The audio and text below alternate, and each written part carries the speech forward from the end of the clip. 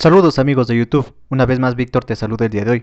A continuación voy a resolver el siguiente problema, pero antes te invito a que te suscribas a mi canal, le des me gusta al video y compartas con tus amigos en caso de que el video sea útil para ti, que con este sencillo gesto me ayudas un montón. Bueno, pues comencemos. El problema dice, determina la tensión desarrollada en los cables AB, AC y AD. ¿Sí? Como podemos ver, en este caso tenemos tres cables que están unidos a esta argolla y a su vez esta argolla se somete a una fuerza de 300 libras. Esto puede ser un peso, bueno, cualquier objeto genera una fuerza de 300 libras hacia abajo. Entonces, en este instante, debido a que se genera una fuerza de 300 libras hacia abajo, se están generando tensiones en estas cuerdas y lo que nos pide el problema es calcular dichas tensiones. Muy bien, entonces vamos a comenzar primeramente con lo que es el diagrama de cuerpo libre, ¿no es cierto? En nuestro diagrama de cuerpo libre vamos a tener primero nuestro plano cartesiano, eje X, eje y eje Z, porque estamos en tres dimensiones, ¿no es cierto? El siguiente paso vamos a dibujar las fuerzas conocidas, es decir, las fuerzas de las que nosotros conocemos su valor. En este caso, conocemos el valor de esta fuerza que es de 300 libras hacia abajo, entonces la dibujo y si nos damos cuenta, una cosa muy importante también es que el origen sea el punto donde se chocan las tres fuerzas, ¿sí? De preferencia, bueno, en este caso, la fuerza, el punto A, ¿no es cierto? Que es donde está iniciándose la fuerza de 300 libras, sería el origen, ¿no es cierto? Es por eso que aquí la dibujé en el origen, 300 libras hacia abajo. Lo siguiente va a ser dibujar las fuerzas que no conozca. En este caso voy a dibujar los cables. Cuando me den cables, yo voy a dibujar estos cables, ¿sí? Entonces aquí tengo el cable 1, el cable 2 y el cable 3, ¿no es cierto? Ahora, lo siguiente es expresar estos cables en forma de vectores, ¿no es cierto? Porque yo necesito sumar estas fuerzas para poder aplicar las ecuaciones de equilibrio, porque si esto está en equilibrio, es decir, esto no se está moviendo, quiere decir que si yo sumo todas las fuerzas, esto debe ser igual a 0, pero para sumar fuerzas tiene que estar en forma de vector, ¿no es cierto? Eso lo aprendimos en el capítulo 2.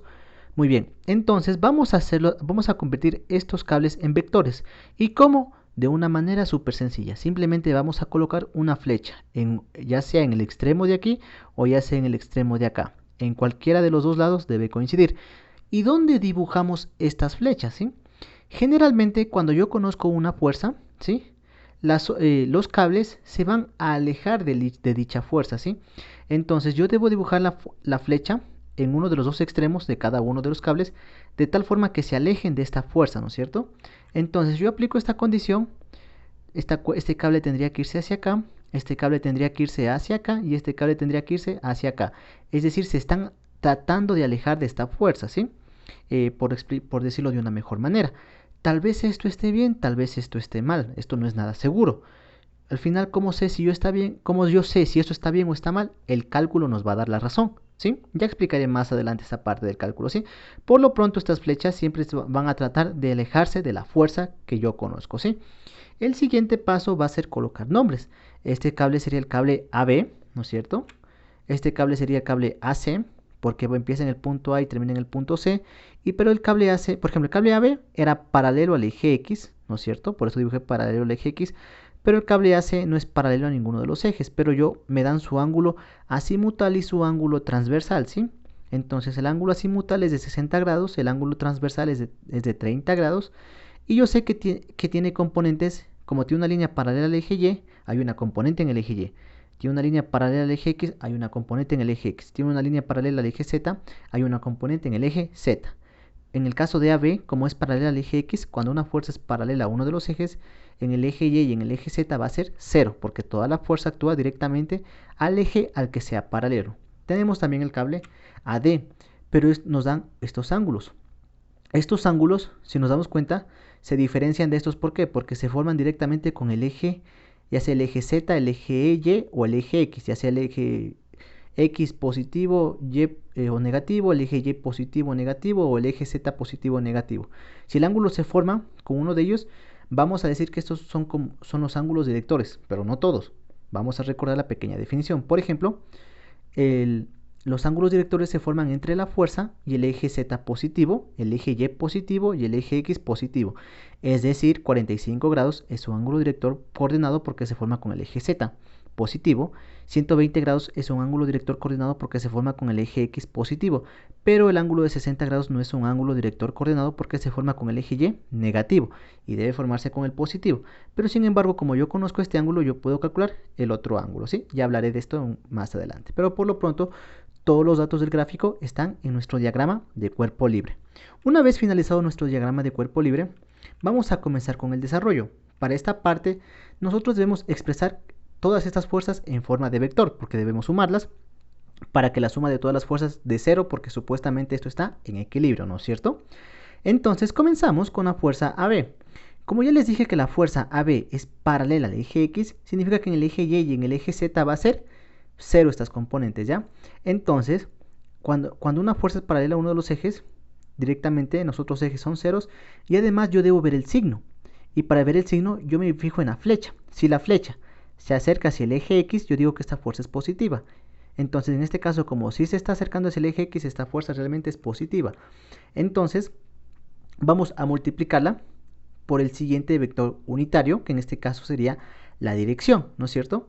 Entonces, AB, yo no conozco la dirección, ¿no es cierto? Pero el vector unitario es súper sencillo. ¿Por qué? Porque cuando una fuerza es paralelo a uno de los ejes, en este caso, como es paralelo al eje Y, al eje X, en este caso Y, que hace referencia al eje X, se sobreentiende que voy a poner un 1 positivo. No lo escribo ¿por qué? Porque 1 por Y va a dar Y. Es por eso que no se escribe el 1, pero eso sobreentiende que está aquí.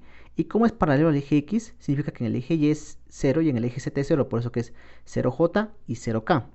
¿Sí? Y como la fuerza B se deriva hacia el eje X positivo, es Y positivo. Aplico la propiedad distributiva, es decir, AB multiplica la componente Y a la componente en J y a la componente en K. Y con esto yo sé que AB actúa directamente en el eje X, en el eje Y es 0 y en el eje Z es 0. Y listo, ya tengo mi primera fuerza en forma de vector. Vamos con nuestra segunda fuerza. Recordemos que ya teníamos AB, vamos con AC, ¿no es cierto? En este caso vamos a analizar un poquito AC, ¿sí? Para esto voy a dibujar una fuerza que va a representar mi fuerza AC. Entonces, cuando yo tengo una fuerza que se forma con su ángulo azimutal y su ángulo transversal, yo tengo que descomponer esta fuerza en dos triángulos que generalmente el ejercicio ya me los da aclarando. Por ejemplo, un triángulo sería esta parte de aquí, ¿no es cierto? Más o menos estaría por aquí, si no me equivoco, por aquí, ¿no es cierto? Por aquí y por aquí ya, ¿no es cierto? Entonces, en este caso me está dando dos ángulos si nos damos cuenta del problema. Me está dando un ángulo azimutal, que lo voy a dejar de color verde, que en este caso es de 60 grados, ¿sí? Y un ángulo transversal de 30 grados, ¿no es cierto? Entonces, primero debo identificar dónde están las componentes, ¿sí? Las componentes las voy a identificar en las líneas que sean paralelas al eje X, al eje Y y al eje Z respectivamente. Por ejemplo, esta línea es paralela al eje Y, entonces aquí sería mi fuerza AC en el eje Y. Esta línea es paralela al eje X, entonces esta sería mi AC en el eje X. Esta línea es paralela al eje Z, entonces estaría mi AC en el eje Z, porque toda esta fuerza es AC, ¿no es cierto? Muy bien, ya identifiqué cuál es la componente en X e en Y Z. Lo segundo que yo debo recordar es que cuando me dan estos ángulos, yo sé que se van a formar dos triángulos rectángulos, ¿sí? Es una regla que yo sé automáticamente que son triángulos rectángulos. Entonces, primero debo identificar el ángulo recto. El ángulo recto para el triángulo que generalmente se encuentra parado se forma entre la componente en el eje Z y la diagonal que comparten, y la diagonal, esta diagonal que se forma en este plano. En este caso, sería aquí y acá está el ángulo recto para el triángulo que, por decirlo, está parado. Para el triángulo que está inclinado, ¿no es cierto?, que está echado, se encuentra entre dos componentes. Por ejemplo, este es componente en el eje Y, componente en el eje X. Siempre el choque entre dos componentes va a generar un ángulo de 90 grados. Quiere decir que aquí hay un ángulo de 90 grados. Listo, ya encontré los ángulos rectos. El siguiente paso es identificar el lado que tienen en común, porque estos dos triángulos son triángulos rectángulos, pero comparten un mismo lado. En este caso, este lado hace referencia a esta diagonal, ¿sí? ¿Por qué? Porque para el triángulo que está parado, esta diagonal que acabo de resaltar sería un cateto. Sin embargo, para el triángulo que está echado, esta diagonal sería una hipotenusa, ¿no es cierto? Entonces vamos a trabajar con el triángulo que está acostado, ¿sí? Para el triángulo que está acostado vamos a tener las siguientes vamos a hacer el siguiente cálculo, ¿sí? Básicamente, estas son sus componentes, ¿no es cierto? Yo conozco su ángulo y debo calcular sus componentes. Para eso debo utilizar las funciones trigonométricas seno y coseno. Entonces, seno utilizo para el cateto que se encuentra, para el lado que se encuentra al frente del ángulo. El ángulo es de 60 grados, ¿no es cierto? ¿Cuál se encuentra al frente? Se encuentra a z. Entonces, para a z debo utilizar la función seno. Hay una cuestión más también, ¿sí? Debemos identificar antes de hacer esta parte el signo de cada una de estas componentes, ¿sí? Entonces, primeramente identificamos el origen, es decir, donde inicia esta fuerza, que sería este punto de aquí. Este punto es donde inicia la fuerza. Entonces, en el eje X, ¿hacia dónde se va? Se va hacia acá, ¿no es cierto? En este caso, el eje X positivo se encuentra hacia abajo y hacia la izquierda, pero la fuerza está yendo hacia arriba y hacia la derecha. Se está alejando del eje X, entonces yo sé que la componente en el eje X va a ser negativa para este caso. La hace en Y, ¿no es cierto? Recuerden que en X me moví y llegué a este punto. En este punto me muevo ahora en esta línea que es paralela al eje Y, ¿no es cierto? Y en este caso el recorrido, yo me voy hacia la derecha y me estoy acercando hacia el eje Y. Como yo me acerco hacia el eje Y, yo sé que esta componente va a ser positiva y estaría en este punto de aquí. Ahora me muevo en el eje Z, que sería hacia arriba, ¿no es cierto? Al moverme hacia arriba, porque yo debo llegar al final del vector, yo me estoy acercando hacia el eje Z, entonces en el eje Z yo sé que esta componente va a ser positiva. Perfecto, ya tengo el signo. Muy bien. Para hacer en Z voy a utilizar la función seno, ¿no es cierto? Muy bien. Ahora, por consiguiente, si para un lado utilizo la función seno, para el lado que sobra voy a utilizar coseno, es decir que para el lado en común, ¿no es cierto? Este lado de aquí, que sería la diagonal que comparten los dos triángulos, sería coseno, ¿no es cierto? Debo utilizar coseno para este lado. Muy bien. Entonces, ya tengo la componente, ¿sí? El siguiente paso ahora es encontrar, por ejemplo, esta es, aquí escribí mal yo, ¿sí? Es coseno. Muy bien, entonces, ya sé cómo calcular un lado, los dos lados, mejor dicho, para el triángulo que está parado. Ahora vamos con el triángulo que está echado. Para el triángulo que está echado yo debo conocer la hipotenusa, pero yo ya calculé la hipotenusa cuando trabajé el triángulo de arriba. En este caso la hipotenusa va a ser, ¿no es cierto? Es decir, este lado, si yo quisiera calcularlo, sería AC por coseno de 60 grados, ¿sí? Con esta ecuación yo calcularía la diagonal que comparten los dos triángulos. ¿Listo? Ahora vamos a trabajar con el triángulo que está abajo. Asimismo, ¿no es cierto? Yo deseo conocer las componentes de un triángulo y me dan su ángulo. Entonces, para esto yo debo utilizar las funciones trigonométricas seno y coseno. Seno utilizo para el lado que se encuentra al frente del ángulo. En este caso, el ángulo es 30 grados. ¿Cuál se encuentra al frente? Sería AC en X. Entonces, quiere decir que para AC en X voy a utilizar la función seno, ¿no es cierto? Por consiguiente, para el otro lado que sería AC en Y, debo utilizar la función coseno. Y listo, con esta parte, este análisis que toma tiempo, pero es para que entienda mejor de dónde salen las ecuaciones que voy a presentar, voy a obtener lo siguiente, ¿no es cierto? Tengo AC en X, que sería, AC en X está acá, ya sabía que era negativo, ¿no es cierto? Entonces sería la hipotenusa, que en este caso era la diagonal, que sería AC coseno de 60, ¿no es cierto? Por el seno de, ya sabía que para AC en X debía utilizar el seno ¿de qué ángulo? Del ángulo que en este caso para el triángulo que estaba acostado era 30 grados, ¿no es cierto? Es así de donde sale esta ecuación. Multiplico coseno de 60 por seno de 30. Esto me da que AC en X es menos 0.25 AC. Vamos con nuestro siguiente cálculo, que sería AC en Y, ¿no es cierto? AC en Y ya sabía que era positivo, ¿no es cierto? Sería la hipotenusa, que en este caso es AC coseno de 60 por el coseno de el ángulo del triángulo que está echado, que en este caso sería 30 grados, ¿no es cierto? Entonces, multiplico coseno de 60 por coseno de 30, y yo sé que AC en Y es de 0.4330 AC, ¿no es cierto? Porque AC es el valor que no conozco.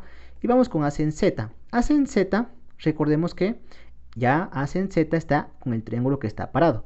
Entonces sería la hipotenusa, que en este caso la hipotenusa sería solo AC, ¿no es cierto? La hipotenusa es AC por el seno, porque había dicho que para ACZ era el seno de el ángulo, que en este caso para el triángulo que está parado sería 60 grados. Resuelvo esta parte y yo sé que AC en Z es de 0.8660 AC. Entonces AC ordeno en forma de vector, que sería la componente en x, y más la componente en y, j más la componente en z, k. Con esto yo voy a borrar esta parte, ¿sí? Espero que haya entendido esta parte. Entonces AC en forma de vector va a ser menos 0.25 ACI más 0.4330 ACJ más 0.8660 AC en K, ¿no es cierto? Simplemente ordene. Y listo, ya tengo la fuerza AC en forma de vector. Vamos con nuestra siguiente fuerza, que sería AD. Entonces en este caso, cuando yo tengo los ángulos directores coordenados, es súper sencillo. Primeramente, ¿por qué? Porque los ángulos se forman con el eje Z, ¿no es cierto? Con el eje X, Y y Z positivo. Y en este caso yo no tengo que ver signos. Cuando a mí me dan los ángulos directores coordenados, el propio ángulo me va a decir si esta fuerza es positiva o negativa. Muy bien. Entonces, AD en X, la componente en X siempre va a ser conocido, siempre se va a relacionar con el ángulo gamma, ¿ya? Perdón, alfa. Alfa, ¿cómo se define alfa? Alfa es el ángulo que se forma entre el eje X positivo y la fuerza. En este caso la fuerza está aquí, el eje X positivo está acá. Es decir, el ángulo alfa es de 120 grados. Entonces, AD en X va a ser igual a la magnitud de la fuerza, que en este caso sería AD por el coseno de alfa, que en este caso es 120 grados. Con esto yo sé que AD en X ha sido menos 0.5 AD negativo. La propia función ya me dice si esto es positivo o negativo. Yo no tengo que ver nada ahí.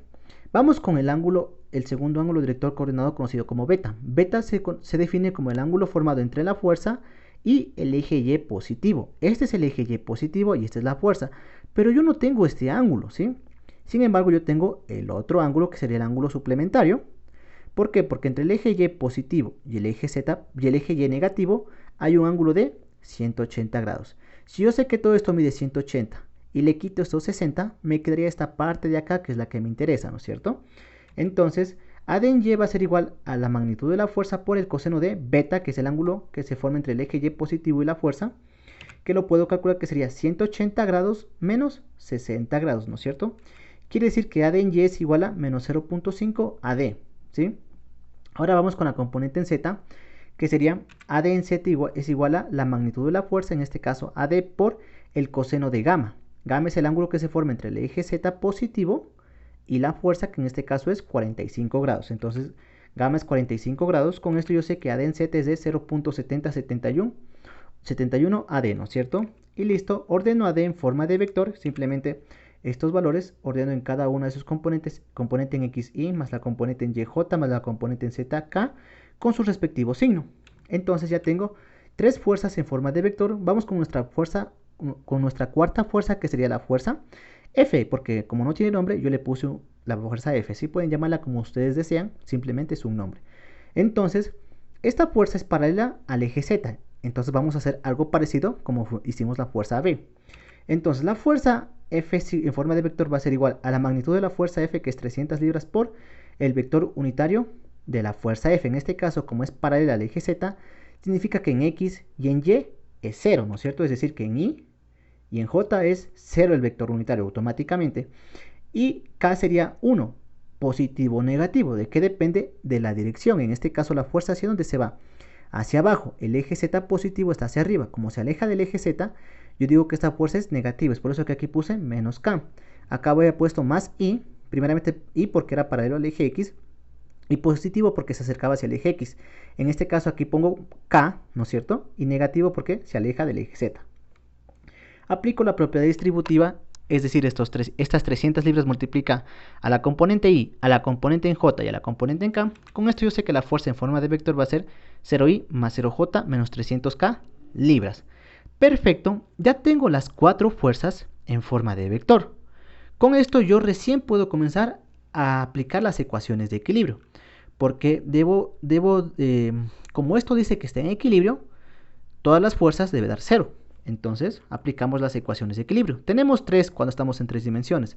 La primera es la sumatoria de fuerzas en el eje X, que debe ser igual a 0, ¿no es cierto? Entonces, ¿cuáles son las fuerzas en X? Las que están al lado de la Y. Sería AB positivo menos 0.25 AC menos 0.5 AD más 0, y todo esto debe dar 0, ¿no es cierto? Entonces, elimino los ceros que queden, en este caso, los ceros que estén sumando o restando, que sería el de aquí. Y tengo una ecuación con tres incógnitas. No puedo hacer nada. Vamos con nuestra siguiente ecuación de equilibrio, que sería la sumatoria de fuerzas en Y. Entonces también debe ser 0. Entonces, ¿cuáles son las fuerzas en Y?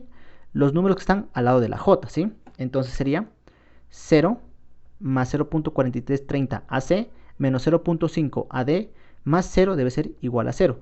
Elimino los ceros que estén sumando o restando, que serían el 0 de aquí y el 0 de acá.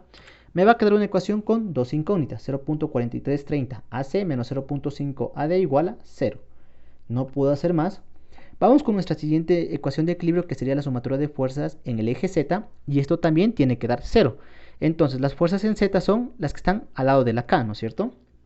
Entonces sería 0 más 0.8660 AC más 0.7071 AD menos 300 libras debe ser igual a 0. Elimino los ceros que estén sumando o restando, y los números que no tengan variable, que en este caso 300 libras, como no tienen ninguna variable, es decir, no tienen ninguna de estas fuerzas que son incógnitas, pasan al lado derecho, ¿sí? Entonces con esto, 300 que está restando pasa a sumar, y únicamente las que tienen incógnita generalmente se las deja al lado izquierdo. No es regla, pero se recomienda trabajar así.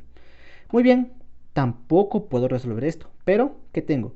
Una ecuación, dos ecuaciones, tres ecuaciones.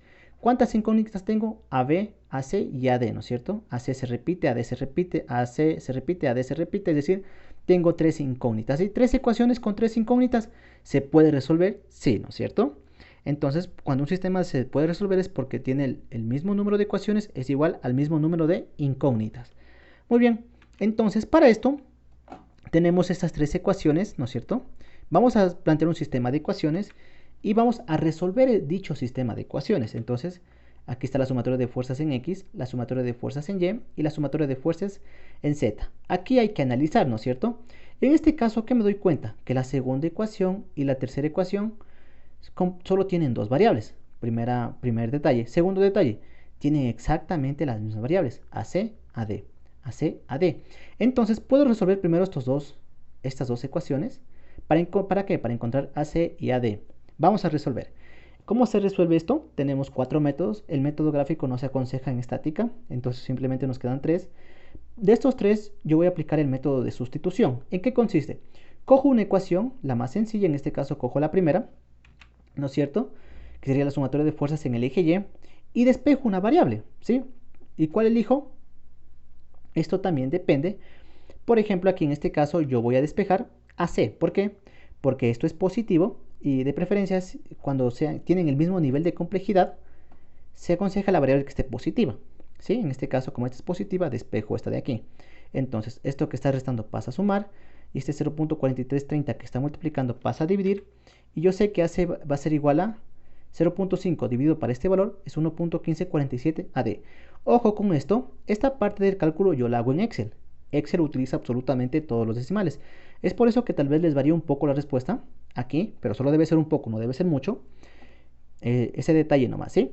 Entonces, aplicando el método de sustitución, despejo una variable y reemplazo en la otra ecuación. Despejé AC, entonces AC reemplazo en la segunda ecuación. Primero, bueno, yo tengo la costumbre de copiar la ecuación en la cual yo voy a reemplazar. Reemplazo la variable que yo despejé, en este caso AC. Entonces aquí reemplazo este valor de AC, que sería esto de aquí, ¿no es cierto? Igual a 0. Multiplico estos dos valores y utilizando todos los decimales para este número y para este número y multiplicando, esto va a dar 1, ¿sí? Sería AD más 0.7071 AD igual a 300 libras. Como tienen AD y AD, significa que sí puedo sumarlos. 1 más 0.7071 va a ser 1.7071 AD igual a 300 libras. Este valor que está multiplicando va a pasar a dividir, ¿no es cierto? Entonces 300 libras dividido para este valor va a ser igual a 175.7359 libras. Entonces, como esta es una respuesta que me pide el libro, debo expresar la respuesta con tres cifras significativas, es decir, los tres primeros números, el resto borro y redondeo en el caso de que sea necesario. Con esto yo sé que AD tiene un valor de 176 libras, ¿sí? Nuevamente repito, este cálculo está hecho con Excel. Excel utiliza todos los decimales. Si no le sale exactamente, debe salir algo parecido.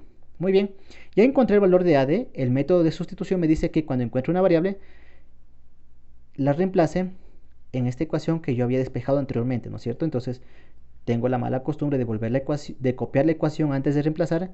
Reemplazo el valor que yo encontré, que en este caso encontré AD. Recuerden que esto de tres cifras significativas es solo para expresar la respuesta final. Sin embargo, si yo quiero AD para otro cálculo, siempre la voy a tomar con el mayor número de decimales posibles, ¿sí? Muy bien, reemplazo el valor de AD multiplico, yo sé que AC tiene un valor de 202.9224 libras. Expresando esta respuesta con tres cifras significativas, es decir, los tres primeros números, el resto borro y redondeo en el caso de que sea necesario, AC tiene un valor de 203 libras. Listo, ya tengo AC y AD, ¿no es cierto? Como ya tengo AC y AD, puedo encontrar AB. ¿Sí ven? Entonces vamos a ellos, ¿eh? Recordemos, todo esto ya teníamos el valor de AC y de AD. Entonces teníamos la primera ecuación que era la sumatoria de fuerzas en el eje X. Reemplazamos los valores que conozco, en este caso AC, ya conozco, AD, ya conozco. Multiplico, ¿no es cierto? Como son negativos, son signos iguales, se suman, nos da menos 138.5986 libras. Despejo AB, como este valor está restando, va a pasar a sumar. AB tiene un valor de 138.5986 libras. Como esta es una respuesta que me pide el libro, debo expresar la respuesta con tres cifras significativas, es decir, los tres primeros números, el resto borro y redondeo en el caso de que sea necesario. Con esta condición yo sé que AB tiene un valor de 138 libras. Y listo, ya tengo las tres tensiones que se generan en los cables. Entonces, ¿recuerdan que yo les dije que estas flechas podían estar bien o podían estar mal? Pues el cálculo AC salió positivo, AD salió positivo, AB salió positivo. Cuando una fuerza sale positiva significa que la flecha está bien ubicada. En este caso, como salieron las tres positivas, significa que esta flecha fue correcta, ¿sí? A eso me refería cuando les decía que el cálculo nos va a dar la razón. Y bueno, amigos de YouTube, con esto termina el video del día de hoy. Si te gustó el video y más que todos, si te sirvió, te invito nuevamente a que te suscribas a mi canal y le des me gusta al video. Cualquier duda o sugerencia es bienvenido en los comentarios. Sin nada más que decir, agradezco por la atención prestada a la presente y nos veremos en un futuro video.